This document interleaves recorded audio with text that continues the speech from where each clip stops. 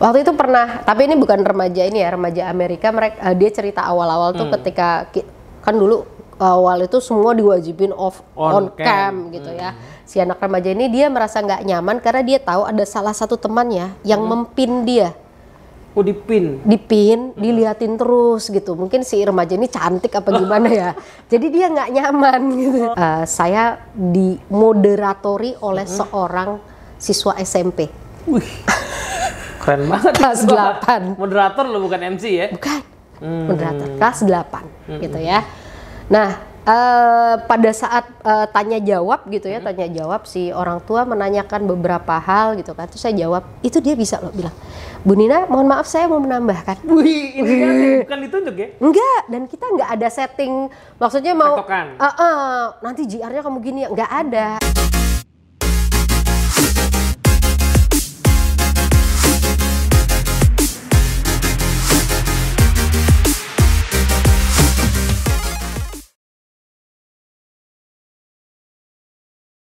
Assalamualaikum warahmatullahi wabarakatuh, welcome to Better Leader, Bu Nina Yuliana. Halo Mas Teddy. Kita ketemu lagi ya. Iya. Setelah dulu terakhir kita syuting itu, kalau nggak salah itu apa? 3 purnama yang lalu. 3 purnama yang lalu ya, di dekat tempat makan itu. Habis itu kantor kita ditutup lagi. Iya benar. Iya, terus makanya teman-teman yang nonton mungkin lihat, wah ternyata kok balik lagi pakai Zoom gitu kan. Iya. Sekarang kita ketemu lagi dan ini edisi perdana Better Leader di kantor lagi, pakai kamera baru kita gitu ya, pakai mic baru kita. Gimana kabar Bu Nina? Great, ya seneng ya balik ke kantor lagi, ganti suasana lagi gitu ya, happy ya. Alhamdulillah. Jadi teman-teman mungkin inget ya, nonton waktu itu kita bahas soal Leader in Me ya. Nah, Leader in Me ini Bu Nina adalah konsultan Leader in Me gitu ya, pakar pendidikan Indonesia di Dunamis paling tidak begitu Bu Nina ya. Nah, situasi balik kantor ini mungkin dinanti-nanti juga sama anak-anak kita atau adik-adik kita yang sekolah ya? Bener. Udah titik bosen kali ya, Mas Ted ya. Kayak kita lah ya gitu. Hah? Suruh rumah lagi gitu kan? Kayak yang, aduh, padahal udah mulai merasakan keseruan kita masuk kantor. Agak ngumpul-ngumpul dikit gitu. Ya. Tapi emang Bu Nina ada anak masih sekolah? Ada. Umur berapa? Anak yang sekarang kelas 2 SD, umur 8. Tapi punya ponakan-ponakan keren. Ponakan keren. Pede banget ya. Biar tantenya kelihatan keren. Iya.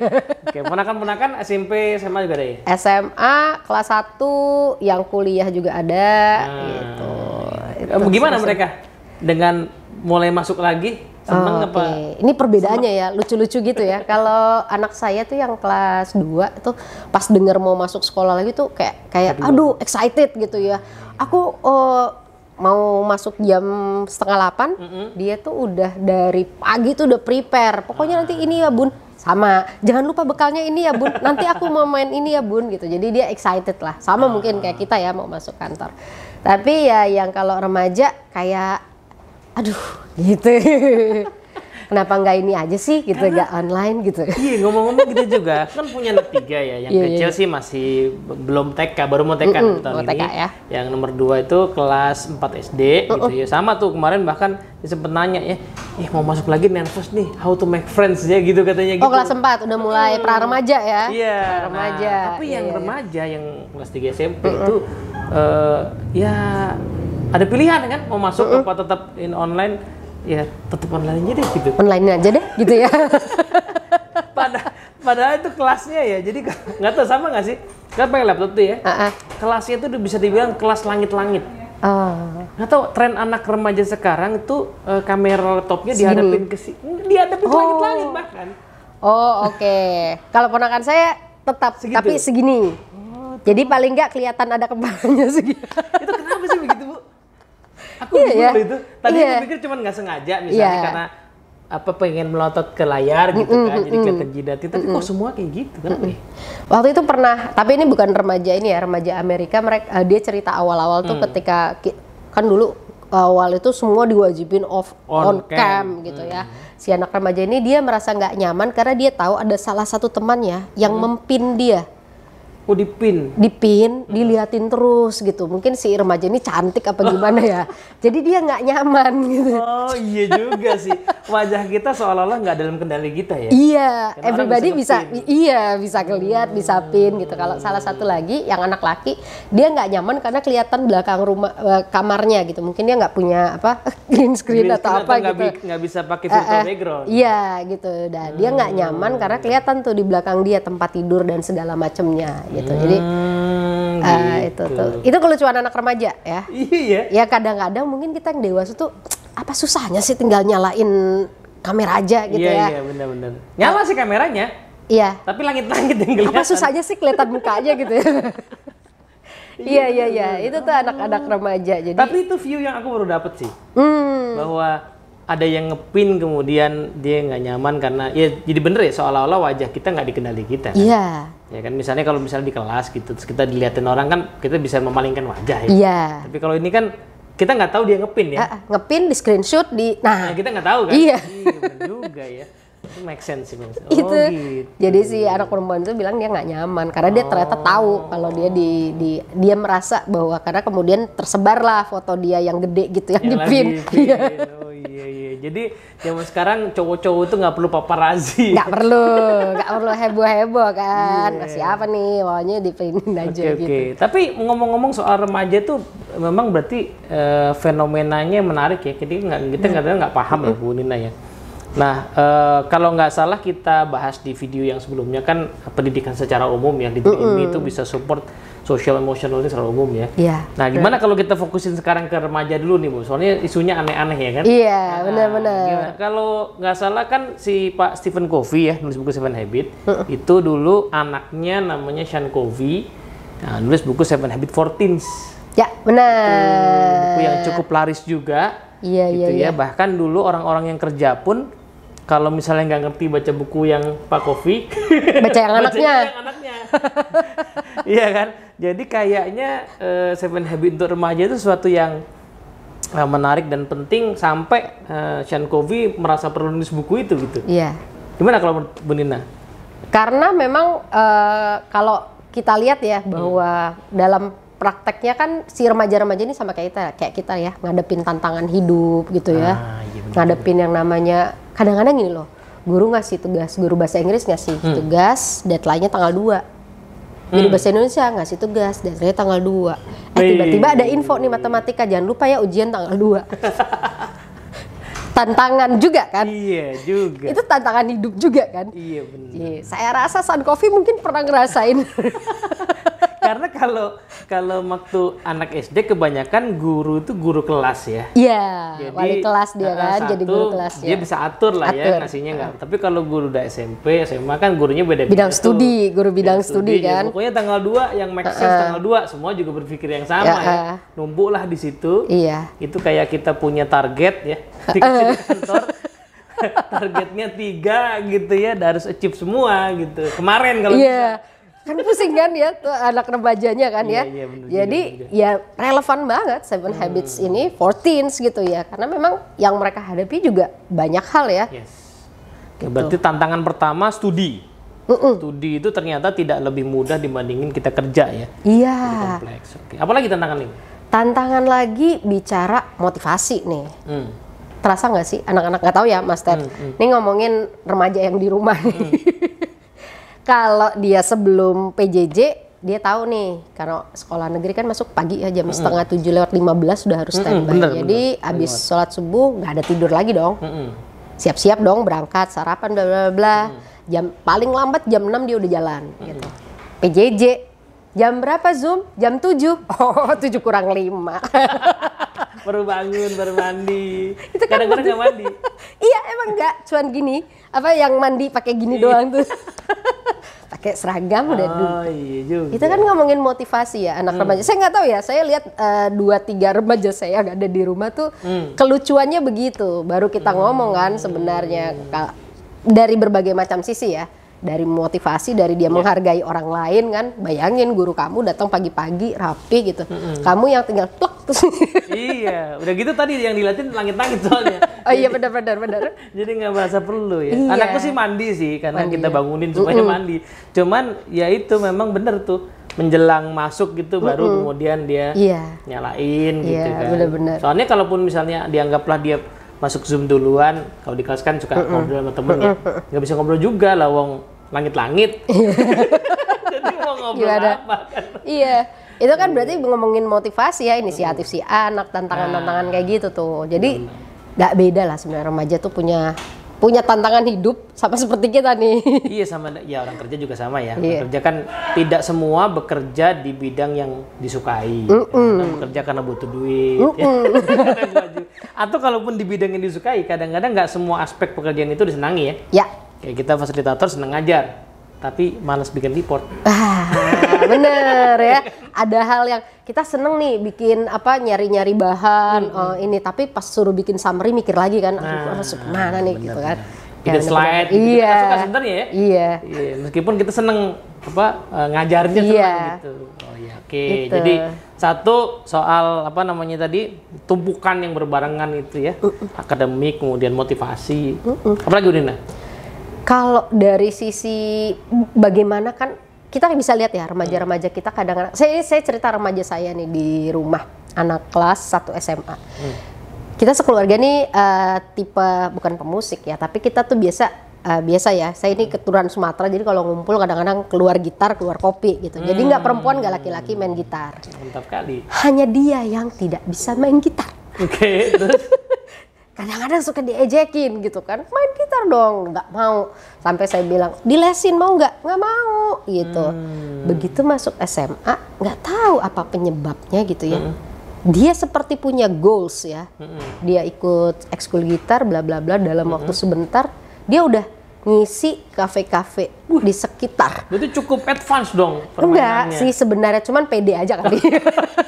Gue pikir cukup, kalau di kafe kan cukup advance. Enggak, kafe-kafe kecil, cuman tapi dia mau lo ngisi 3-4 lagu gitu pas pembuka gitu.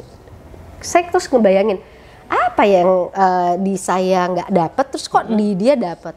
Mungkin ada goals yang saya cuman bilang, belajar aja gitu, tapi nggak punya goals, nggak tahu gurunya yang sekarang ini bisa memunculkan goals atau dia menemukan gitu, sehingga dia bisa ketemu. Nah, goals itu juga jadi tantangan loh buat remaja. Jadi kayak, karena remaja itu udah pada titik yang menjelang dewasa gitu ya, jadi udah kayaknya ngerasa perlu punya arah ya. Nah, arah itu macam-macam sih. Kadang-kadang arah itu ditentukan oleh pergaulan. Jadi dia ngikut, dia nggak betah di rumah, ngikut sama temen. Kan sebenarnya arah juga ya. Iya, benar-benar. Atau yang lain mulai berpikir ya, aku mau ngapain ya? Iya. Atau sukanya apa ya gitu. Jadi dorongan untuk menentukan dia mau apa sama hidupnya gitu.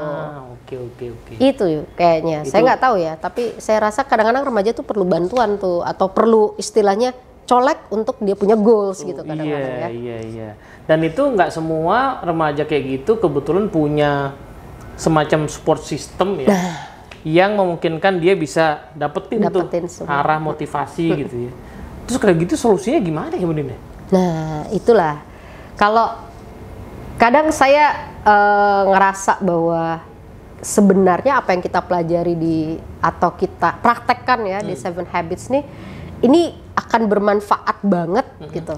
Kalau ini remaja-remaja juga belajar gitu. Nah, iya. Itu makanya Sean Covey nulis buku itu ya. Iya. Jadi dia sebagai remaja katanya waktu itu ngalamin tuh situasi yang pada saat dihadapkan pada situasi itu dia teringat celotehan bapaknya. Lah ya. Bapaknya sih nggak pernah nyuruh dia ikut kelas, tapi selalu pakai bahasa-bahasa 7 Habits itu di rumah. Beruntungnya dia dapat langsung dari masternya. Tapi kan dia sebel waktu di ceramah itu. Nah, cuman somehow ceramah itu katanya pada saat dia ngadepin situasinya itu kayak terngiang-ngiang gitu ya. Iya, benar-benar. Tapi pas dia baca buku 7 Habits ya mungkin terlalu rumit gitu ya. Terus dia putuskan untuk nulis gitu ya. Benar-benar. Tapi kan buku itu udah lama ya, ini. Emang relevan di era sekarang masa kini ya. Saya mungkin boleh sebelum jawab, masih relevan nggak? Ini cerita nyata nih. Kemarin itu mau ada sesi nih. Kita di salah satu klien ada sesi parenting gitu ya. Sesi parenting yang harusnya saya yang bawain gitu. Ada sesi tanya jawab. Nah kebetulan waktu itu kita punya, saya dimoderatori oleh seorang siswa SMP.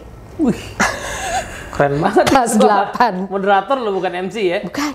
Moderator kelas 8 gitu ya. Nah, pada saat tanya jawab gitu ya, tanya jawab si orang tua menanyakan beberapa hal gitu kan. Terus saya jawab, itu dia bisa loh bilang, "Bu Nina, mohon maaf saya mau menambahkan." Wih, ini kan bukan ditunjuk ya? Enggak, dan kita nggak ada setting, maksudnya mau nanti JR-nya kamu gini, nggak ada gitu. Bu Nina, saya mohon izin mau menambahkan. Oh ya silakan gitu kan. Dan dia memberi jawaban dari angle remaja yang kita, oh gitu. Nah, kalau ditanya masih relevan nggak gitu, tadi balik ke pertanyaan 7 Habits nih di zaman sekarang, justru saya lihat semakin relevan ini gitu. Memang anak ini belajar 7 Habits? Oh iya, belajar 7 Habits. Anak ini belajar 7 Habits dan dia bisa bilang, saya tahu saya SMP ini mau lulus, saya mau nilai berapa, dan saya sudah mulai ini dari sekarang. Nah, dan dia cerita bahwa orang tua saya menyarankan A untuk masuk masuk SMA A. Saya mau SMA B. Saya kemudian saya tahu, saya belajar bahwa saya coba memahami nih, kenapa sih orang tua saya maunya gitu. Dan dia jawab begitu. Dan dia jawab begitu, saya oh gitu. Jadi pada saat sesi parenting itu actually bukan saya saja gitu. Jadi dan itu muncul, inisiatif dia tuh muncul gitu. Bu Nina, saya mau izin jawab gitu. Jadi akhirnya setelah itu saya setiap kali habis saya jawab, oke, namanya Tasya. Tasya mau nambahin gitu. Ya Bu, boleh izin ya Bu gitu. Pas gitu. Dan sopan ya? Iya, izin ya Bu. Ada gitu. Paradoksnya anak sekarang tuh kalau ngomong pede, banyak yang pede ya. Tapi kadang-kadang suka sopannya belum kebentuk ya. Atau kebalikan, terlalu sopan jadi nggak pede. Nggak pede. Kayak bandul ya, kiri kanan ya. Kalau dengar ceritanya kayaknya pede dan sopan gitu ya. Iya, pede dan sopan. Mohon izin ya Bu, saya boleh nambahin gitu. Oh iya silakan Tasya gitu. Apa ya, buat saya itu contoh nyata langsung di depan saya. Oh, dia ini udah dapat yang namanya praktek-praktek 7 kebiasaan itu. Gitu. Karena sekolahnya ngajarin itu di kurikulum. Sekolahnya gitu ya. ngajarin itu di kurikulum. Jadi Bu Nina juga nggak nyangka pas jadi moderator ternyata sampai keluar ya behavior yang mungkin di zaman kita nggak kebayang ya gitu ya. Dia cerita di awal pas waktu dia cerita kan, mohon maaf papa mama yang hadir di sini, saya sharing dikit ya. Sebenarnya waktu itu saya punya pilihan mau ikut di dalam acara ini atau tidak, karena ini kan hari Sabtu, dia bilang gitu. Tapi saya tahu hidup saya ini kendalinya di saya. Kalau saya nggak ikut ini, saya kegiatan apa yang bisa produktif saya lakukan? Saya kebetulan nggak ada planning juga. Maka saya memilih ini bukan karena saya diminta, karena saya memutuskan saya mau ikut ini karena saya tahu ini produktif, kata dia gitu. Aku dengernya ini merinding loh teman-teman dengernya. Ini Tasya anak SMP. Saya langsung gitu. Dan dia cerita, saya izin cerita kenapa saya ada di sini. Itu nggak kita set. Ini bukan Tasya yang dulu penyanyi loh teman-teman, itu udah tua yang itu ya. Libur telah tiba, bukan yang itu. Iya, wow. Kita, saya juga amazed dia bisa cerita itu, karena dia bilang at the end hidup saya kan ada di saya yang harus ini, dia bilang gitu. Saya sampai amazed, oke. Nah dia sharing itu tuh ke orang tua. Nah tapi kan si Tasya ini beruntung ya ada di sekolah yang kayak gitu kan ya. Yang ngajarin per pekan gitu ya. Nggak semua sekolah, belum semua sekolah ya. Syukur-syukur nanti teman-teman yang punya sekolah atau punya akses sekolah ya bisa nih kalau pengen jajakin kira-kira gimana supaya lebih banyak Tasya lain di sekolah lain gitu ya. Tapi ada nggak sih cara lain Bu Nina? Oke lah baca buku, tadi bukunya ada ya. Bukunya ada, sekarang masih terbit, edisi terjemahannya masih terbit juga. Tapi apalagi nih caranya supaya kalau kita pengen Tasya kan dari seneng ya, dia bisa ngambil keputusan, dia bisa memilih gitu, nggak terpaksa, bukan karena ditunjuk, misalnya karena dia ketua OSIS misalnya, moderator, kudu gitu. Gimana ya caranya? Itu sebenarnya banyak channel-channel ya.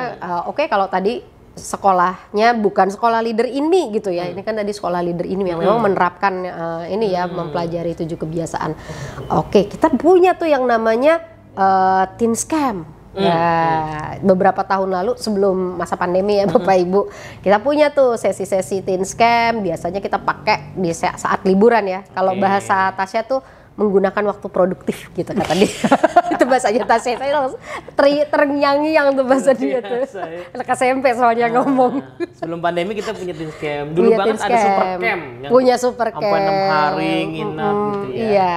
Nah di masa pandemi ini karena kita tahu ya, semua orang perlu lah belajar ini karena kita bisa bilang ini life skill kita gitu ya, life skill untuk kita ngadepin segala macam tantangan. Nah, kita tetap bikin nih di masa pandemi sifatnya online gitu. 7 Habits for Effective Teens highly. Tapi kita bilangnya, oh ini berhubungan dengan suksesnya mereka nanti. Iya, karena baca buku bisa, ya kan. Tapi kan ilmu itu kalau di Dunamis kita punya istilah namanya 3C ya, connecting content to context ya. Jadi ilmu yang kita baca, kita tonton, biasanya itu ya kontennya, ya which is bagus. Tapi untuk bisa kepake ya, kayak jadi skill kayak si Tasya tadi kan perlu dikonekin sama konteks kehidupannya, bener. Ya kan, dan itu yang butuh. Ya kalau zaman sekarang ilmu 7 Habit gampang banget dicari di internet. Iya. Tapi gimana itu koneksi sama situasi kita gitu ya, dan itu barangkali yang exposure-nya ada di tadi itu. Ketemu ya, begitu ketemu ya di apa namanya, Teens Workshop kita. Teens Workshop, iya gitu. Benar. Okay. Jadi yang dilakukan gimana sih nih si remaja ngeh nih, oh mau belajar bahwa kayak Tasya tadi ya, hidup saya kendalinya di saya gitu. Mungkin si remaja udah baca, tapi kan kita perlu nih exposure di dia. Oh yang disebut hidup kita nih kendalinya di kita tuh kayak apa sih sebenarnya? Kamu bangun pagi nih atau mau ada sesi tadi Zoom. Kalau itu kendalinya di kamu, apa yang perlu kamu lakukan? Kan perlu tuh si ini, oh iya ya kalau ngomongin Zoom sebenarnya gitu. Itu di saya gitu kan, gitu. Jangan nungguin papa mama saya bangunin gitu kan. Wah ini sekalian nih Belinda, kalau gitu boleh nggak kita bahas dikit ya. Jadi kira-kira kalau nanti belajar di situasi di program ini itu apa aja isinya? Kalau secara basicnya pasti kita ngomongin si 7 Habits. Yang pertama sekali kita nyiapin dulu nih si anak bahwa dia itu pribadi mandiri gitu kan. Itu yang paling dasar ya. Paling dasar banget ya Bapak Ibu ya. Itu mandiri, punya kebebasan. Punya kebebasan. Gitu ya. Iya, dia bukan victim. Gitu kan, gara-gara papa nih saya jadi sekolah di sini. Nah, gitu kan. Tapi dia aware banget, dia mandiri. Tentu lewat diskusi, lewat games gitu ya. Tentunya kita lakukan itu. Nah, mandiri kan nggak cukup, kita tahu itu ya. Kayak tadi Tasya, dia pasti dealing dengan orang-orang gitu kan. Dia ketemu sama ibu gurunya, temen di organisasinya gitu, sama saya gitu. Dia tahu bahwa ketika dealing with people, kayak tadi dia cerita, saya harus tahu kenapa alasan mama saya milihin saya SMA itu gitu kan istilahnya. Jadi gimana dalam setelah mandiri dia punya hubungan yang baik dengan orang sekitar, dia bisa berkontribusi di organisasinya gitu. Itu dibahas tuh di habit-habit berikutnya gitu. Jadi selain kemandirian, ya memang itu isu yang sering diangkat sama orang tua ya. Gimana anak saya mandiri ya. Tapi anggaplah itu tercapai, kita punya anak yang mandiri ternyata nggak cukup. Nyatanya dia harus berkolaborasi dengan orang lain kan. Dan masa nanti anak-anak tantangan, nggak usah nanti lah, di zaman kita kolaborasi, iya kan, collaboration is the key loh. Iya, benar. Kemarin anak saya tuh ujian praktek ya, terus pas ujian seni budaya itu harus bikin sebuah pertunjukan ya dalam grup. Jadi kan selama PJJ jarang ketemu ya, jarang main-main gitu ya. Ininya bondingnya beda kayak zaman kita dulu ya. Kemudian ya singkat cerita mereka sempat latihan kayak cuma 2-3 hari. Pas pulang gitu bilang gimana ujiannya? Agak kurang memuaskan gitu kan. Ya ngobrol ya memang karena kolaborasi nggak bisa dibentuk dalam 2-3 hari. Iya benar. Ya, kan perlu ada skillsnya kolaborasi, perlu ada cara supaya bisa bagus gitu. Latihan berkali-kali. Bagaimana mereka tahu bahwa di dalam tim ini untuk mencapai tujuan bersama, saya nih punya peran di bagian mana? Bagaimana kita sama-sama mengoptimalkan peran kita itu kan di situ. Nah, jadi benar saya sepakat sama Mas Teddy, nggak mandiri udah selesai nggak bisa gitu kan. Tantangan anak-anak kita tuh nanti dia perlu kolaborasi gitu. Terus apa lagi? Setelah itu tentu kita ngajarin gimana si remaja ini aware bahwa investasi terbesar dari dirinya ya dirinya sendiri gitu. Wah ini poin bagus nih. Karena Bu Nina mungkin belakangan ini ya nyimak kehebohan investasi bodong. Oh iya. Itu kan banyak anak muda juga yang kena. Iya. Nah, berapa hari yang lalu saya dapat tweet di Twitter tuh bagus banget ya soal jadi tweet ini adalah ngutip tweet orang lain yang investasinya bodong itu ya. Yang tulisannya bilang bahwa kalau kamu umur 20-an circle kamu belum ngomongin investasi, tinggalin karena mereka nggak tahu masa depan. Nah gitu kan. Nah, terus orang lain bilang gitu, kalau kamu punya circle yang hanya ngomongin duit, coba cari circle lain ya, karena hidup kita nggak cuma itu katanya gitu kan. Jadi pikir iya juga ya. Which is bener ya. Karena memang kan seolah-olah ya yang diangkat tuh tadi ya kehidupan materi aja. Padahal tadi ya investasi kita tuh bisa macam-macam ya, kehidupan kita, jalan hidup bisa macam-macam. Dan semua nggak hanya soal uang gitu. Nah itu yang dibangun adalah kesadaran remaja ini gitu, bahwa sebagai orang yang sebenarnya investasi terbesar itu adalah dirinya, whatever apapun cita-cita dia mau ada di mana gitu. Bagaimana menjadikan dia orang yang selalu apa ya bahasanya, kondisinya on terus, optimal terus gitu istilahnya. Bagaimana dia tahu, kan kadang-kadang anak remaja ini kita tahu nih kalau masa PJJ, udahlah nggak perlu berangkat pagi, mabar sampai tengah malam. Nah di situ mereka tahu bahwa tubuh tuh punya haknya sama seperti yang lain gitu. Jadi diajarin tuh gimana sih lo jaga nih tubuhnya nih, tubuh kamu nih dijaga. Punya haknya, kemudian pikiran juga punya haknya. Jangan terus-terusan diisi sama informasi sampah gitu ya. Sampah, iya. Kalau kata orang you are what you eat, kita juga you are what you watch, gitu ya, what you gitu play, kan. what you click. Ya, kita kan sama ya sekarang kayak gitu. Nah, yang perlu dibangun apa? Si remaja aware dibantu dengan apa? Tadi kebiasaan satu proaktif tadi dia punya gitu. Jadi kayak muter gitu loh, Mas Ted. Gitu. Oke, ya teman-teman basically bisa lihat sih di internet ya. Seven Habits itu isinya apa, tapi anyway cerita Bu Nina tadi sebenarnya sebuah esensi ya, summary esensi dari gimana cara bikin remaja kita punya ya apa namanya kejelasan mau ngapain sehari-hari, karena ya hidupnya masih panjang. Ya kan kadang-kadang nggak disadarin tadi itu ya, game kelamaan ya, atau membiarkan dirinya tidak punya tujuan terus tiba-tiba ada mau SMA. Iya. Terus tiba-tiba merasa terpaksa sekolah di situ. Bawaannya gabut-gabut terus minta healing. Nah. Gabut minta healing. Coba. Aku mentally breakdown banget nih habis ngerjain PR banyak. Kan gitu kan jadinya. Gitu. Padahal tantangannya bakalan banyak di depan. Betul. Gitu. Jadi kemarin ngobrol nih sama teman-teman beberapa facilitator sini yang anaknya juga lagi remaja, ada yang udah kuliah gitu. Kenapa sih kesannya kok kayak lemah banget gitu ya dikit. Kalau aku ngeliat mungkin bukan lemah ya, cuman mungkin stimulusnya itu makin banyak. Benar. Contoh sederhana lah dulu nih ya. Kalau dulu kita sama temen yang misalnya sampai berantem adu mulut lah gitu ya. Itu biasanya kalau situasi udah muncak banget. Kalau situasi cuman aku nggak suka kan nggak aku omongin kan. Paling di pikiran doang kan. Zaman sekarang ditulis di Twitter, di medsos, terus temennya lihat, ya kan. Padahal itu ada di pikirannya aja sebenarnya. Itu sudah berdampak gitu, sudah jadi stimulus. Jadi stimulus itu makin banyak. Problemnya adalah remajanya nggak punya skill buat ngatasin itu. Bener banget itu. Skill itu untuk ngatasin itu gitu. Jadi balik ke pertanyaan Mas tadi, masih relevan nggak tadi Seven Habits? Jadi makin banget, iya. Karena stimulusnya makin banyak, tapi skillnya belum tentu ada. Ya, gitu, makanya kita bekalin lah ya, entah ponakan kita atau anak kita. Gitu. Supaya tadi mereka ready ngadepin tantangan zaman sekarang, tantangan zaman depan gitu.